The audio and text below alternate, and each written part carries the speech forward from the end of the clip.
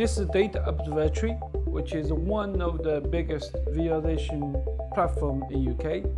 It's also one of our main analytical tools for multidisciplinary study in the DSI. So we built this one about 1 year ago, which now is heavily used in the various multidisciplinary research, including the medicine work, neuroscience, and earth science, astrophysics, many areas. So one of the particular focus in DSI is to apply data science to various disciplines. Medical and healthcare is one of our key focus. And things about back to the 5 years ago, we already started a big project with Royal Brompton Hospital and the National Heart and Lung Institute on the project for the respiratory disease. The project called UBIOpred, and it has been a very big success for applying data science to the medical research. So today I'm very happy to have here with our distinguished professor in this area to talk about how they are experienced to use this platform and working with DSI to carry out their research work. UBIOpred is a big European project that was funded by the Innovative Medicines Initiative for the application of systems medicine to severe asthma. And this funding was acquired because severe asthma is a major clinical problem, because these represents patients with asthma that do not respond to the treatments that we now have available for asthma. And also because severe asthma is a disease that's very heterogeneous in its presentation. Therefore, the systems approach medicine to severe asthma would allow us to phenotype the disease and also find new treatments for severe asthma. And in order to achieve those objectives, we've been very lucky to work with the Data Science Institute here at Imperial College, where all the data that was gathered during the UBIOpred research project, a lot of bioinformatic analysis was performed. Transmat is a powerful platform for biomedical data management. It is a tool which basically allows us to efficiently store and manage huge amounts of information, what we refer to as big data. It is powerful because it allows us to work collaboratively, and it enables our efforts towards precision medicine. So basically, Transmat allows us to select subgroups within our population and identify patients that we are interested in, which is very important. For example, we could choose age, and then we could select the population that is below the age of, say, 56, and we see our distribution in terms of gender, ethnicity, and also our clinical cohorts. Using the main clinical features which were chosen by our key leading scientists, UBIOpred has produced a clustering of the population based on clinical features, which is exactly what we are looking at here. So we have 4 clinical clusters, and we can see the genes, the expression of the genes in each cluster. So what we are looking at here is another representation of our clusters. Since we've selected patients below the age of 56, we can see that only 34 males are now included in our cluster and 46 females in cluster 1. In addition, what we are able to do on the fly is to have a quick look at the genes which are associated with each cluster. So if I select, let's say, CCL22 from cluster 2, immediately we get a view of the genome browser where we can see exactly where the gene is located on which chromosome, and we can also have a quick look at the protein coding regions. In addition, we have the capability to look at molecular pathways. So Transmat is showing us here the 3 molecular pathways in which this gene is involved. Interestingly, the first one is the JAK-STAT signaling pathway.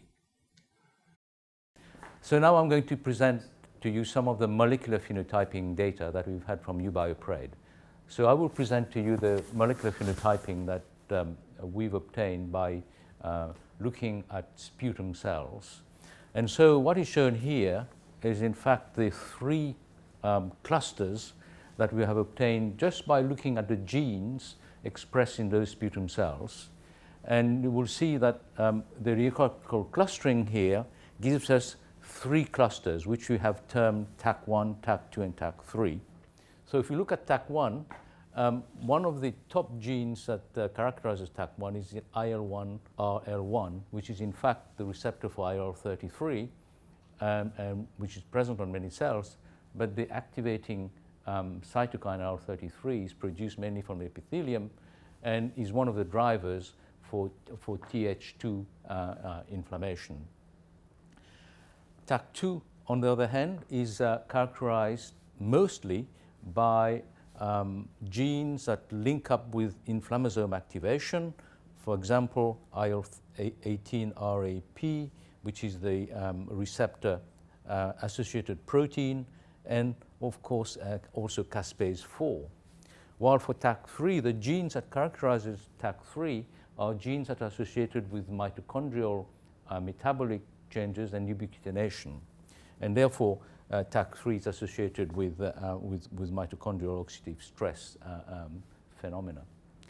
So how do those TACs link in terms of the inflammation that we can measure in the sputum? So here we see here the distribution of the percentage of eosinophils in the sputum in the three TACs, and we see immediately that TAC1 is characterized by an eosinophilic inflammation. So it's an eosinophilic associated cluster associated with the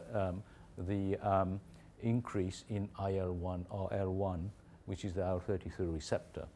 While TAC2, which is associated with the inflammasome activation genes, we can see here that it's associated with neutrophilia. Very clear-cut increase in neutrophil counts in the sputum compared to TAC1 and TAC3. On the other hand, TAC3 is not associated with any increase in neutrophils, neither with an increase in eosinophils. So it's associated mostly with post-granulocytic inflammation. But in some of those patients, there is a bit of eosinophilia appearing here. So now Professor Jan Adcock is going to present the analysis using a different approach from the hierarchical clustering, which is a topological data analysis. Okay, as you can see in the maps over here, there is some spread in the number of patients within each group. So we can use alternative approaches to analyze the data to try and define those subgroups of patients within each TAC. So here we're using topological data analysis, which looks at the structure of the data rather than the individual data that we see on the heat maps, to try and explore what might be driving those different groups of eosinophilic TAC1 patients, for example. So here I've highlighted in red the highly expressing eosinophil patients, and we can see on this structural map that there are at least three groups, one group here, one group here, and one group here, that form a different structure, and potentially this is due to a different mechanism that drives the high levels of eosinophilia here. So we've gone to subsets of the highly expressing TAC1 patients. And these can be linked directly to clinical features or to gene features in the same way that we have for TAC1. And you can see that we can look at neutrophils or macrophages in exactly the same way by highlighting the patients who are highly expressed or they have particular cell types to try and give us subphenotyping of these patients. So that's an alternative approach from the traditional approaches that we've also taken here. One of the issues we have with the complexity of data is how to make predictive models, and this is one of the challenges that UBIOpred gave us, was to make a predictive model. So as we can see on this screen over here, we're starting to make an asthma map. So this is trying to integrate all the data we have from the public databases and also our own data that we've obtained through UBIOpred to start to integrate the numbers of genes, the proteins, the lipids and other reactive molecules that can drive the severe asthma. And one of the sub-projects of UBIOpred is to make mathematical models that will predict if we remove IL-17, for example, that comes up in some of these subsets of severe asthmatic patients, what would be the overall effect of that on the asthmatic patient. So we can get potentially predictive effect, beneficial effects, but also potential side effect profiles from these maps or asthma disease map. One of the other features we're trying to look at is how does this expression of genes relate to the DNA that people have, the genetics that we know is one of the markers that highlights the asthmatic patients and distinguishes them from healthy subjects and patients with other chronic diseases. Here we have a Circos diagram looking at the expression pattern of all the genes in blood compared to the genetic profile of this. So if we look at chromosome 17, for example, which we can see is important for driving particularly childhood asthma, we can see that there are a number of genes associated with polymorphisms here. And some of these are linked to those that are associated with genetic drivers. But in these adults, we see less of a drive in blood with gene expression than we see in sputum. So in sputum, what we see is that genes such as IL-33 receptor, the R1, RL1 in TAC1, are very highly driven by the genetic component in those particular patients.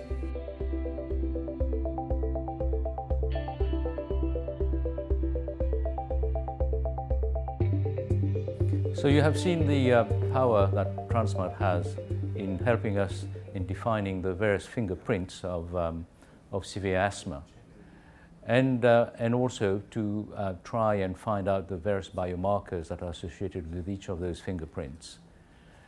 And obviously, down the line, we will be able to find targets that might be useful to block in order to find new treatments for this group of severe asthma.